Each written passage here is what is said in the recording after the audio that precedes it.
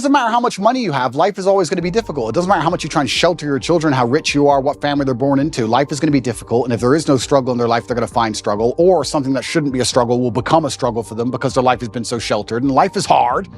So if you can't avoid the difficulty, you may as well get very good at it. You may as well get good at difficulty.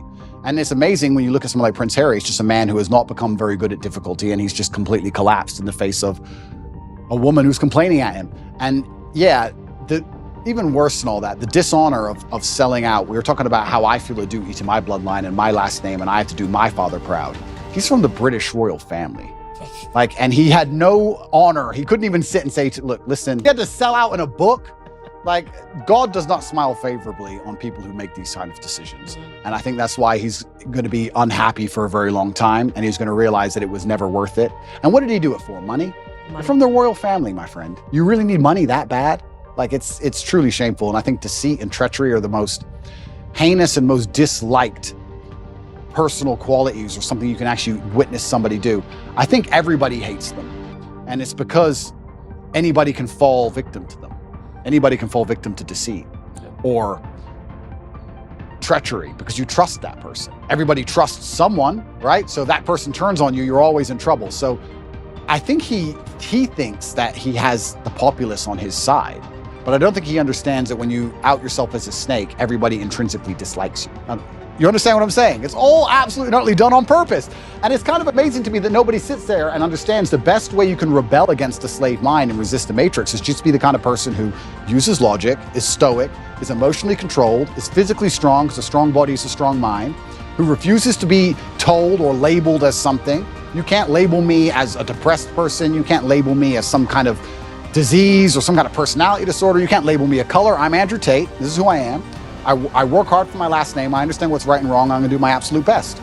And that alone in and of itself is an act of rebellion again. And he wonders why. And I also think what he probably doesn't understand, and if he's watching this, you never know, he might. Hello, Harry. If he's watching this, I don't think he even understands that even his woman views him that way. Even Meghan views you that way. Even Meghan looks at you and goes, I complained at you over William, and you were supposed to tell me to be quiet, and you didn't. So now I think you're a bitch. Now what? And you wonder why she's never happy. So now he's in big trouble. I don't know what he's going to do with his life, but he's in big trouble. But it's interesting where I don't see how. It's actually an interesting conversation to have about how psyops can work as a whole, because when I analyze, especially as a man, and I always talk from the masculine frame, not because I'm a misogynist, but because I'm a man. And I understand the masculine frame because I am a man. If you stray from the archetype of masculinity, if you stray from honor, courage, if you're not dutiful, if you don't believe in putting honor in your last name, if you don't want to be physically and mentally strong, if you don't believe in finding problems to solve, if you don't believe in having a difficult life, if you stray from this because you've been psyoped to stray from it, all you end up with is misery. And it's amazing that people will see anybody who's strayed from it end up perma-miserable and still fall for the psyop. I find it incredible that people don't think logically long enough to sit and say, okay, whose life do I actually want? I would never adopt the thinking of somebody whose life I didn't want. I don't know why people even do that. I could sit and have a conversation with Prince Harry for 10 hours straight, and he could be as compendious and convincing and concise, and he could be extremely perfectly articulate with his points. And at the end of it, I'd say, yeah, but I don't want to be you. So I don't want to think like you. So get fucked. But I wouldn't want to listen to him. So I don't know why people don't even just wake up and go, okay, whose life do I want to live? What kind of person do I want to be? Who do I want to be like? That's the kind of thinking I need to adopt and install in my mind, because we're all being programmed by someone to a degree. And I don't think you can escape programming. You can just choose the programming that you are going to install inside of your mind. I'm not going to sit and say I'm not programmed. My father programmed me, my fight coach programmed me, the friends I have around me program me, my brother programs me, my social circle programs me. We're all programmed to a degree. You have to be very careful who you're going to allow give you the programming, because if you put it up to society and culture, the current culture, as a man, you're going to end up like Prince Harry. Gender roles, innately, on some level. So women have a fantastic superpower when it's properly used, but like everything on earth, if you have a superpower or any kind of power at all and it's put in the wrong direction, it can be destructive. Water, if it's going through a dam, can power a city. If it's not going through a dam, it's a flood. So we have all this emotionality put in the wrong direction, and now they're in positions of power or whatever, or they're controlling the culture, or they're controlling how households are run. And they can fall for these emotional traps, these very simple, basic emotional traps. It's for grandma. The most basic, dumb level. And I sit there and say, grandma's 98. 98-year-olds die.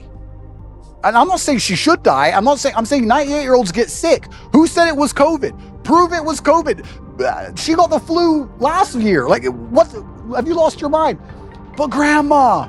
Which is funny because I think the average life expectancy is 73. So if they've made it to 92, they've done great. They've done great. Absolutely. And I said that, and people thought that was so harsh and so mean. Because there you go, harsh, mean, emotionality. Yeah. And emotionality is used against people, which is also why they don't like stoicism. It's why when you have a man who's hard to emotionally affect, they also see him as a threat. I've had it from a lot of people. I've had some of the hate mail I've got, and I get a lot of, I probably get about 10,000 emails a day. I'd say about 9,000 of them are support and 1,000 of them are fervent weirdos. And the weirdos are like, you're a psychopath because all this is happening to you. You don't even care. It's like, they're threatened by the fact that I'm stoic. They're threatened by the fact that I won't cry and lose my mind over it. They're like, oh, he has emotional control. He's a threat, because then they can't lie to me. They can't psyop me. And they want you to be emotionally incontinent. And this is another thing they're teaching men. They're teaching men to act out your feelings. Well, why are they doing that? Because that makes you an emotional person and you're easier to control. They don't care that damages society by extension. Because when you tell men to act out their feelings, that's why you get school shooters. That's why you get rapists. That's why you get murderers. Why does somebody murder someone? Because he's mad.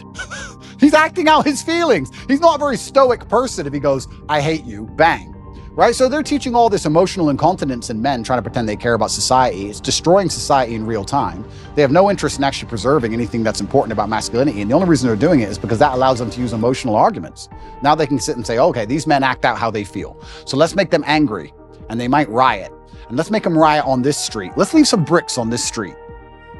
And I really can't think of a quicker way to destroy your mind than go to therapy. Part of me, if I had time to waste, Candace, which I don't, because I've been on house arrest long enough, and once I'm out of here, I'm gonna enjoy myself. But if I had time to waste, I would love to go to start therapy. I would love to, like, imagine me, Andrew Tate. I'm gonna go to a therapist, and she's not gonna know who I am, and I'm gonna sit there, I'm gonna do therapy, and I'm gonna do a video. I might actually do this, it's actually a great idea. I might do a video after each therapy about what bullshit it was. And just sitting there talking about, okay, when you were 8, yeah, what happened when you were 8? Because in your childhood, not everything's because of my childhood. Not everything works that way. Like, it's so asinine. I've actually had conversations with therapists, I think twice in my life. I did a TV show in England, and I had to speak to a therapist. And then I think it was another TV show, 2 TV shows, I had to speak to these therapists. And I sat there and said, I don't believe in your science, because in math, 1 + 1 is 2, and we understand that. Whereas with what you teach, you can have a guy who doesn't drink alcohol because his dad was an alcoholic, and a guy who is an alcoholic because his dad was an alcoholic. So how can you have the same scenario and 2 completely different outcomes? She goes, oh yeah, but there's general rules we can follow. I said, then let's end the conversation. I'm not a general person. I'm exceptional. So can we just stop wasting everybody's time here? Because all your general rules don't apply to me. I'm smarter than you. What have you achieved? Goodbye. I'm a world champion. See ya. Like, it's garbage. And I really do believe, I think there is this mass drive to instill the idea of absolute selfishness in people. I think they're trying to, when I really analyze the ideal citizen they want, the ideal citizen is, yes, docile, and yes, he's unique, but he's also ultimately selfish, because then you don't care about community. And I think therapy is a fantastic way to make you selfish. He's miserable. There's no way a man can be happy in that scenario, because I think masculine happiness comes from strength and, to a degree, excellence, and also comes from respect. Men want to be respected, and he doesn't respect himself, his family doesn't respect him, and his woman doesn't respect him. I know how unhappy he is, I know how unhappy she is by extension. It's just an unhappy, miserable house. He gave up everything and gained absolutely and utterly nothing. This whole therapy thing, the reason I believe they push therapy so heavily is because it goes into something I said a little bit earlier about selfishness. If you convince somebody that they have to spend hours and hours per week sitting in a chair talking about that feeling they had last Thursday in the kitchen. That's crazy. It's insane. Crazy. You want to talk about creating mental illness? There it is. This exasperates problems. This makes it worse. And it also builds this culture of absolute and utter selfishness. Excuse me, they're trying to put you in jail for the rest of your life effectively because they're going to enslave you and they're going to control all the money and they're going to make you get injections you don't need. Yeah, but you know, I'm sad. I got therapy. I'll talk about it later. That's all they want. They just want you to be so obsessed with how you feel in your own mind that you can't even look outside of yourself and care about anything. It's part of the propaganda machine. It's part of the mechanism to turn us all into docile farm animals. I said this to somebody the other day. They were talking about how they feel, and I said, who cares how you feel? And he goes, well, what do you mean? Well, I don't care. You're telling me I know you, and I don't care. So all the people who don't know you don't care. The woman you want doesn't care. You can't go up to a chick in a bar and say, you know what, usually I'm really charming. Today I'm a bit sad. Can you give me a pass? Can you let me off? She'll be like, go away, weirdo. The chick you want doesn't care. The job you're supposed to perform at doesn't care. If the man who wants to mug you decides to pull a machete, he doesn't care. You can't say, bro, I'm not in the mood for a fight today. Tomorrow, please. Nobody cares. So why do you care? All the people out here in the world don't care, but you're gonna sit there and you're gonna care. You're gonna be the only person in the world who cares. You're gonna walk around telling everybody, trying to find somebody who gives a shit. Good luck. Because what's gonna happen is you're gonna walk around feeling sorry for yourself, trying to find somebody who cares. You might find somebody who pretends to care long enough for you to get a little bit of dopamine, but all in all, you're wasting time in a hyper-competitive world where people like me, who perform regardless of how they feel, are just gonna perpetually bury you. And then you're gonna sit there and wake up and go, why am I a loser? Well, because when Andrew was sad, he continued to perform. When Andrew was in jail, his business didn't fall apart. He was doing push-ups every day. His body didn't fall apart. Nothing about his life degraded when he was in a jail cell surrounded by cockroaches. You're in a plushy bed at home, crying about what? And you expect the male world's hyper-competitive. So you're not allowed almost as a man to put that much importance on how you feel. You don't have time to care about it because you have too much to do. This is what I find so remarkable. If I feel sad, I don't think, how do I stop myself? I need to not feel sad. I just go to work. I got stuff to do. I'm a man. I have things to do every single day. This whole therapy garbage, I can't think of a way faster to ruin your mindset and destroy your ability to resist the perils of life than go into therapy. It's the thing. I think Margaret Thatcher said the best upbringing you can have is good parents and no money. Because you look at Prince Harry you can't talk about anything better for a perfect upbringing. Royal family, come on. It's not his fault, right? Royal family, fine. But he was supposed to have gone to the army. He went to Afghanistan and supposedly he fought, but obviously he didn't. He's the prince. Played Xbox. Of course, he just sat in the back. But if you don't give a man struggle, look what he becomes. Tell me the kind of man, if I were to say to you, imagine a man who's never struggled in his life. Physically, mentally, everything's gone perfect for him. He's born in the royal family, everything's been perfect for him his whole life. Is that the kind of man anybody respects? Is that the kind of man anyone wants to be? And struggle is subjective, right? So Prince Harry dealing with his current problems of his wife nagging, to him, that's full mental breakdown, right? My problems are obviously much larger, but struggle is subjective. To us, they're almost on the same level. But if you were to compare them side by side, they're absolutely nothing. So as a man, you have to build resilience, and you build resilience through going through something and building a tolerance to it. And this guy's had such a privileged life that he's ended up a miserable, depressed, unhappy person. So this is what's actually very interesting. When men come to me or young boys come to me and talk about something bad that happened to them, I said, good. Absolutely and utterly good. You should be glad that thing happened to you because that's the reason you're gonna be the man who can resist the perils of life in the future. If bad things don't happen to you, you're gonna end up like Prince Harry. You do want to end up like that dude, do you? No one does. Yeah, exactly. So your life's gonna be so easy, you're gonna get to the end result and your wife's just gonna wreck you. So you need to have all these bad things happen to you so you build the mental resilience. And that's another thing about masculinity and males as a whole. We're trying to take that all away from them in almost every regard. And it's kind of like, there used to be like rites of passage where a boy would become a man. That's all gone. There used to be this masculine, very healthy peer pressure to be big and strong, and that's all gone. There used to be, I don't want to use the wrong words, I don't want to get attacked for it, but men used to not pick on each other, not bully each other, but hey, you can't do push-ups, you're weak. We'd push each other in that way, shame each other to excellence almost. We still do it to this day in this house. Tristan's bigger than me, he's 10 kilo bigger than me, 6'4", I'm 6'3", I'm smaller. He'll bench 160, 170 kilo. I can only bench like 150 kilo. He'll call me a bitch for 3 hours. Like, that's just how we are, so I have to get up and try again. That's how men are. Do you want to be Prince Harry? It's a big question. And the answer is no. Yeah, the answer is no. It's interesting what you said earlier about putting things back to biology, because a lot of human nature is certainly animalistically biological. And even if we look at Harry and Meghan and how they interact in their home, I obviously don't know, but I can almost guess to the T the arguments they're having. I can imagine him saying, I gave up my family for you, this is what you wanted, I gave you what you wanted, why aren't you happy? I gave you everything you liked. And he's trying to use a logical or an emotional, well, he's trying to use an emotional argument, but it ain't gonna work because she doesn't respect him. But he's trying to use a logical argument with her, trying to understand why she treats him so badly after he completely and utterly complied. But humans are biological, and she, as a woman, wanted him to be a man. She wanted him to have some degree of parameter and barrier.